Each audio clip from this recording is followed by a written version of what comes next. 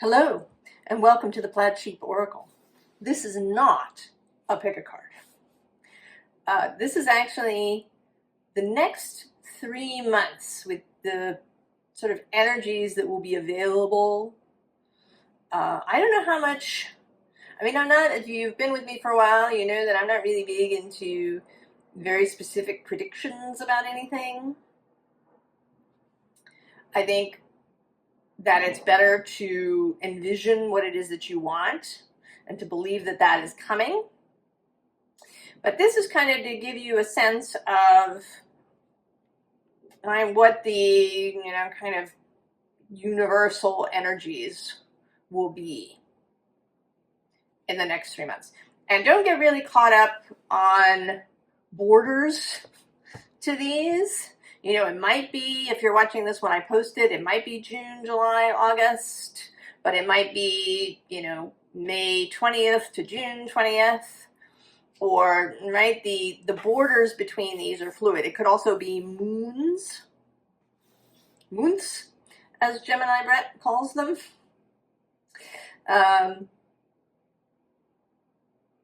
The next 3 full moons or the next 3 new moons or moon cycles. There's just a sense of what's coming energetically. So I'm going to do, each one, and then there'll be some tarot to go with each one. But I'm going to show you what was on the bottom. Firstly, there's this kick up your heels. So there is a sense of things picking up. Not surprising, I think, at all. Then there's this card, the unexpected. And I actually did a reading like this for myself this morning. And this card refused to leave the bottom of the deck. It was there when I chose the deck, and it showed up twice more and now at the bottom of the deck. So expect the unexpected. Whatever or if you have certainties about things, it might not be true. Or, there's going to be a plot twist. There is unexpected things. And then we have this really lovely dogwood blossoms, which also says sacrifice and rebirth. I love dogwoods. And maybe you're seeing them now. So, the next month, the next period of time, these up a little bit. Make space for change. Oh, Aya, truth. Oh, the axe. Division, lessening. Well,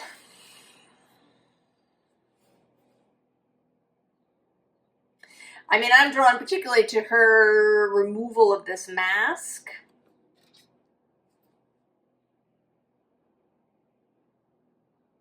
There's also something in this card. She's receiving something.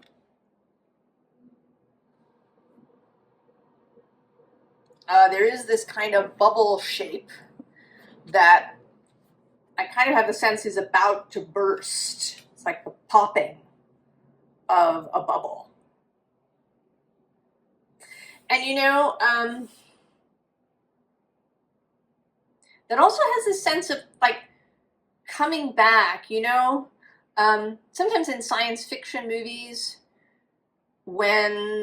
or fantasy movies, when there's a kind of moment that's meant to be out of time, like everybody's frozen, and then time comes back and starts rolling again. There's this, there's this almost a sense of a bubble popping.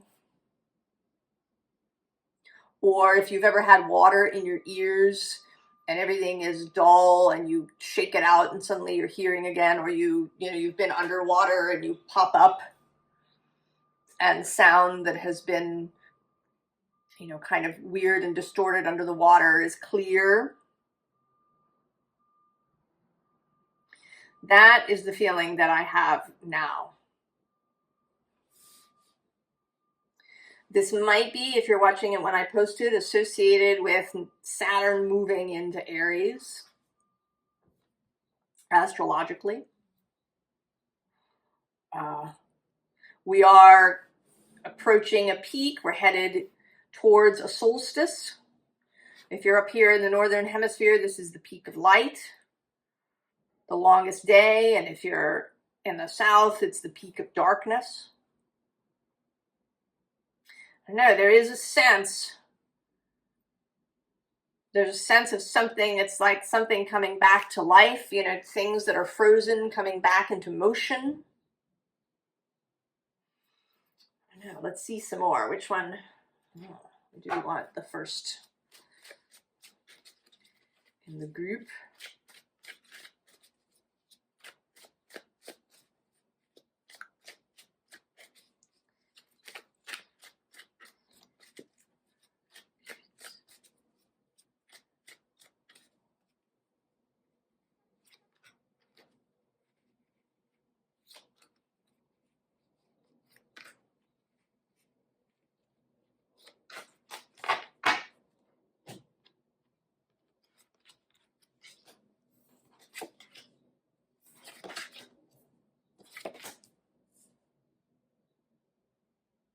Huh. Well, that's sort of interesting. Usually when I do this, I start with the bottom and then I show each card, but I felt like turning them all over. Like a full reveal. And there is definitely a process that's happening here. So we have this, right, a sleep state of the Four of Swords, and below it is actually the Four of Pentacles. A very stable, solid energy. But below that is the King of Swords, who's kind of coming in with this, hey, wake up energy. And then on the underside, oh, we have the Five of Wands. What's next to that? The Hierophant. Another 5. So there's something coming from underneath that's changing it. And this Emperor card has this bird who is breaking free,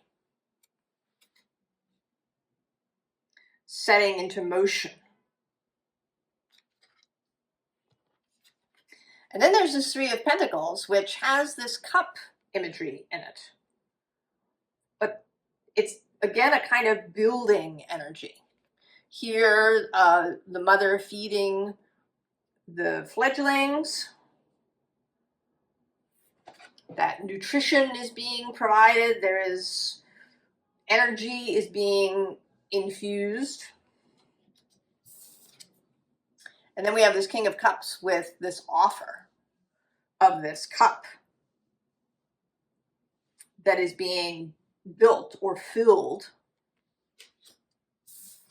And then there's the Ten of Cups with this, right? This always feels like a clown card to me, that there's this little cup and these two giant cranes have emerged from it. So there's, you know, that too has a feeling of a, right, like something, you know, that's tight and small, you know, opening up.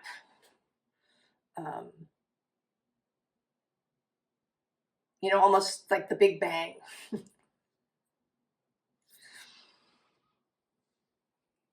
So an energy that has been held in, being released. A time spent in an alternative space, right? In that space where time is not passing, or underwater, breaking out of that. Oh, it's very interesting.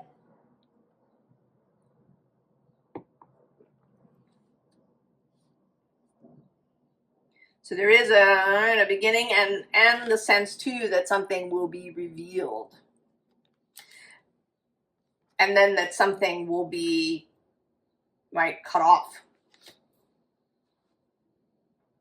Severed. At the release.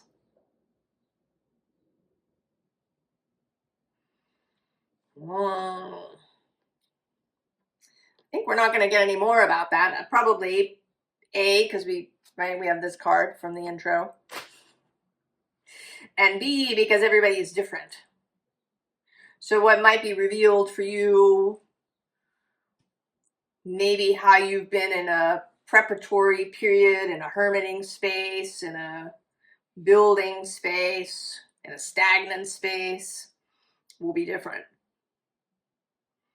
But this next time period, month, space, is one of opening and beginning. Oh.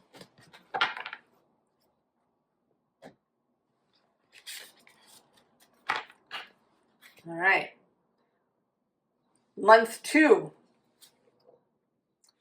grow wild. The center, the sun, from this Queen of the Sun deck.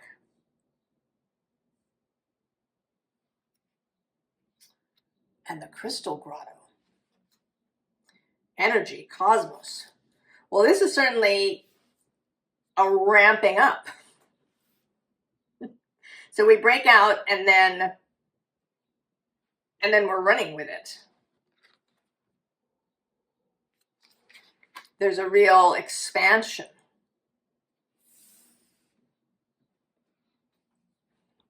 I don't have a sense of, there's no sense of fear or anxiety, right? It's this beautiful crystal grotto energy. And I'm sort of, there's a kind of color sympathy between these two.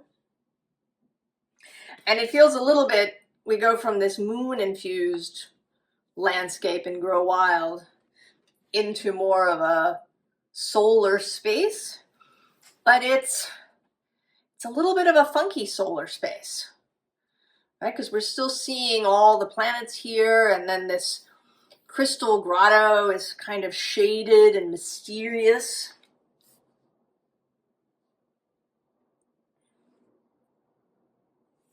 So I don't think, even though there's a sense of truth, I don't know that it's that we're going to see everything maybe that we need to see or want to see.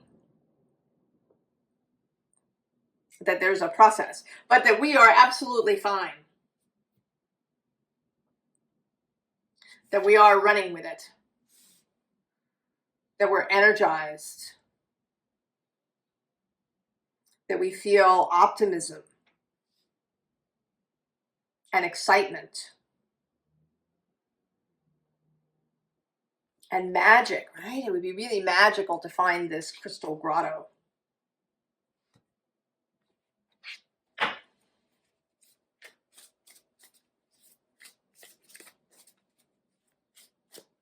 And it's sort of interesting, this center card is 44, right? These 2 4s. So there is an additional sense of kind of a new stability, maybe because there's a new focus. Previously, we were in whatever we were doing in the past. We may have been focused on something that was finished, that was a little stagnant. And now we're focused on something that is growing. But there is a sense of having somewhere to stand. We're not just floating around loose.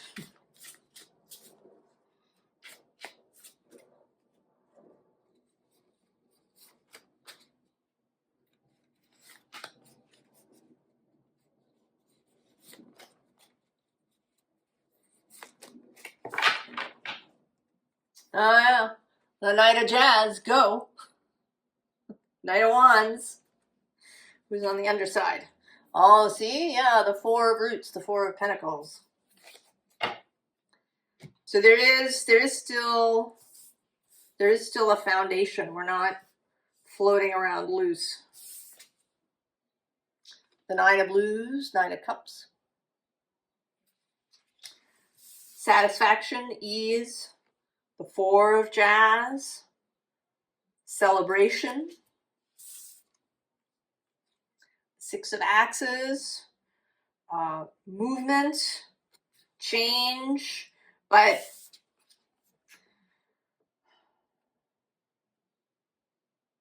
you know, we're going somewhere, but we feel really good. We have a destination in mind, but we're not rigid about how we get there.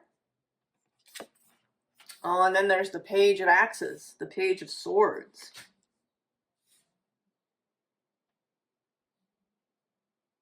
So we're feeling pretty good. We have satisfaction. We have a sense of optimism. That feels like the word that's really coming through.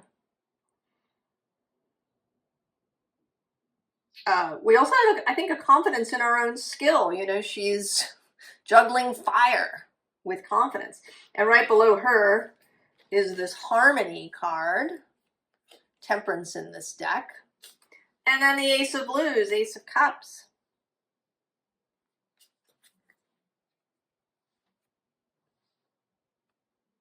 So there's a real expansion, but it's not, even though this is Grow Wild, it's not chaotic.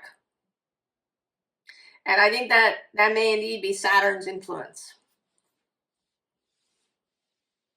He and Neptune met the last time that they had an exact conjunction, 1989, before the Berlin Wall came down. And that was a dismantling, not, you know, like a explosion.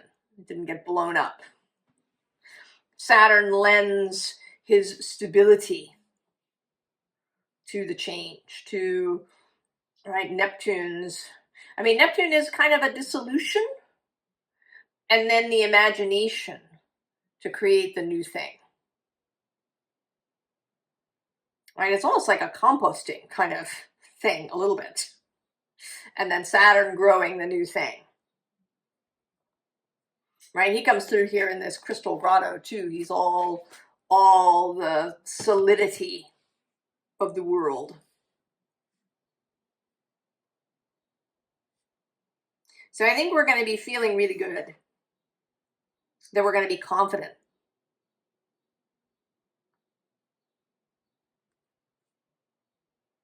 That if you've been feeling fear, anxiety about the world, I think you're going to be feeling better about it. Or that there is the opening for you to feel better about it.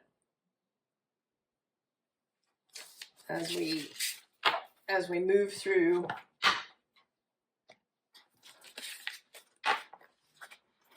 stage 2. And then part 3. Oh, bubble your boundaries. Accomplishment, look at that. The solar maximum. Then the bottle tree. Meditation, intercession. This is, I think, the first time this card has come out. And I'm kind of minded to look in the book.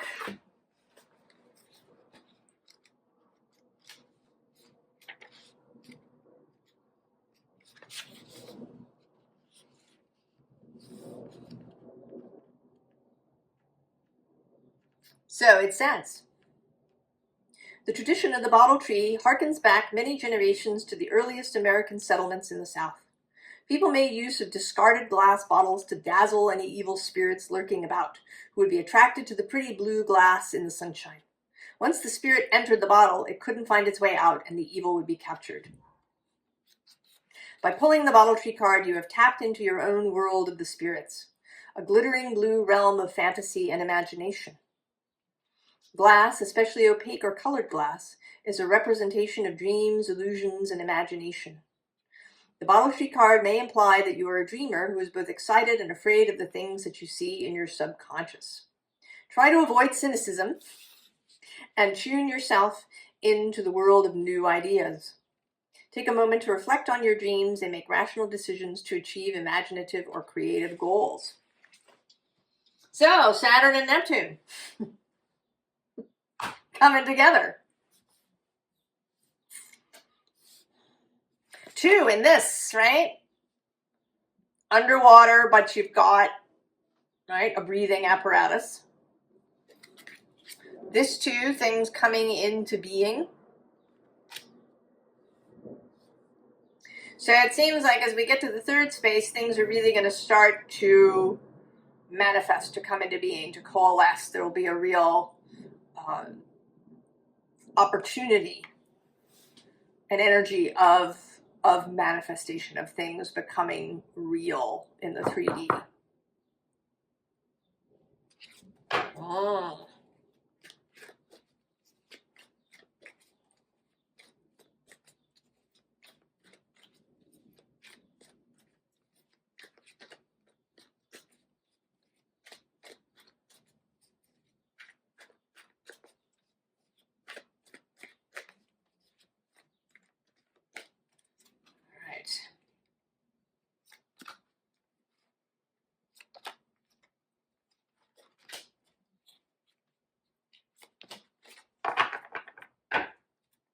Oh, yeah.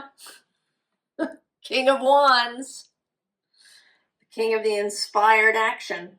Oh, and right below him is the Knight of Pentacles, making it a reality. And the Page of Swords. There it is. On the underside. Oh. 8 of Swords. Page of Pentacles. Page of Cups. And the 5 of Swords. Intriguing.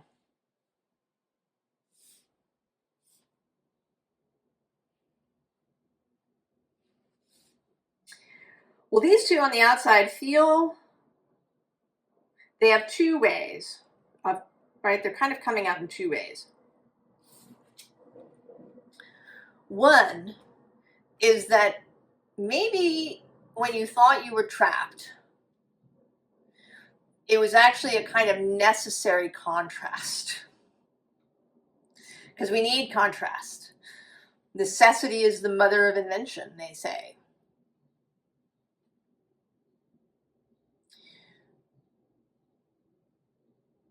Desire, want, desire,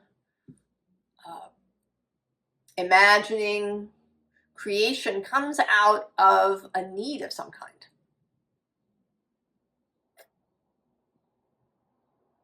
And also out of curiosity, but right, that Page of Swords at the bottom there. So whatever contrast you've been going through may have been the birthplace, the gestation of the new idea that is now being brought into reality. And then it's also coming through as the kind of standard 8 of Swords of be mindful of how you're using your mind. Are you trapping yourself? Are you keeping yourself in a previous space? You know, is the high sensation that seems to be happening causing you to curl in on yourself? And then this 5, on the other hand, you know, there's this, right? There's leaving this 5 of Swords behind in this card. There's a real walking away. She's walking into this sunshine landscape. She's realizing she doesn't have to, that she doesn't have to live in that space.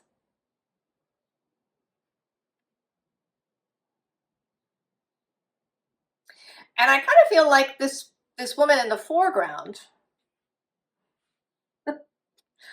is about to come to the same conclusion. But she's also a bit of a challenge because she's breaking that fourth tarot wall and looking directly out at us in a very strong way. It's a challenge.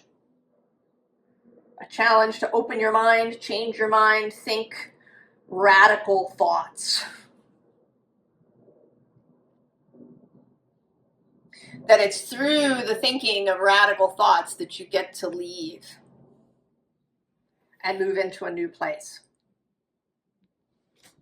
And then in between, we have these representatives, again, of Saturn and Neptune, but in a youthful way, in a learning way. And that does fit in with Aries. Aries as a youthful, fresh energy, as the beginning spark.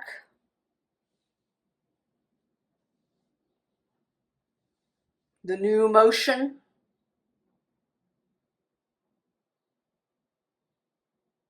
I think that Saturn and Neptune want to play. I think they love it when they come together. They each bring something individual to that partnership.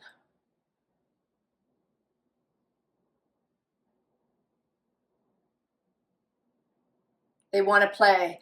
And do are you feeling distress? Are you feeling foreboding or anxiety about the coming, right? These coming shifts?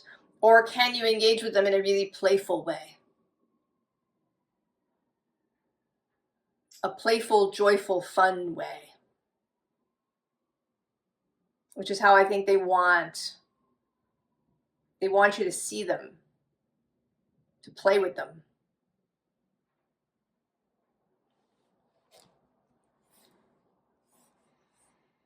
Oh, these months. He is pretty great, I think. Pretty great. I'm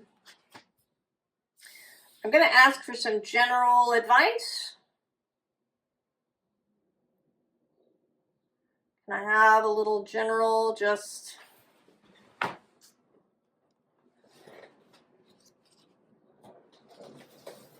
little advice here at the end? Although there's been some in each pile.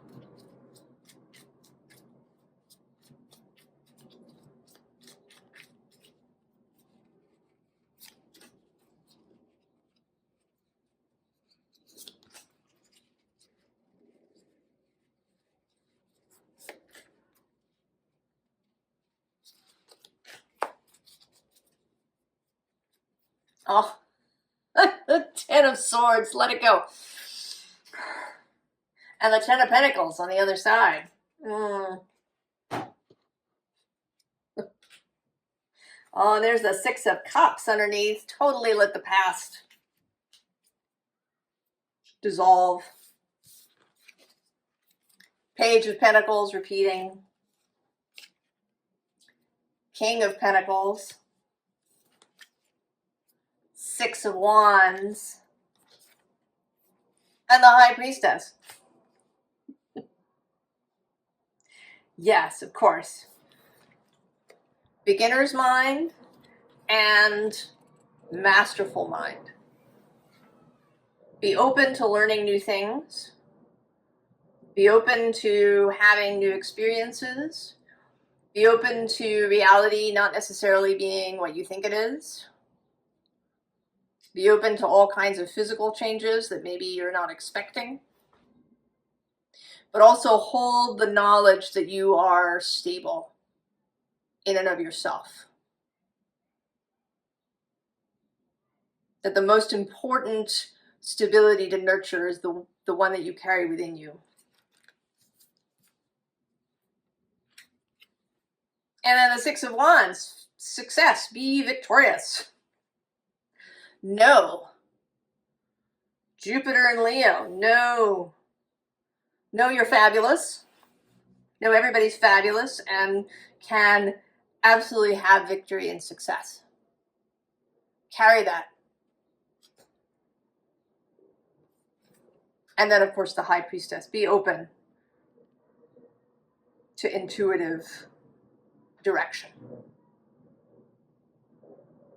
I mean, I feel like this is an always advice.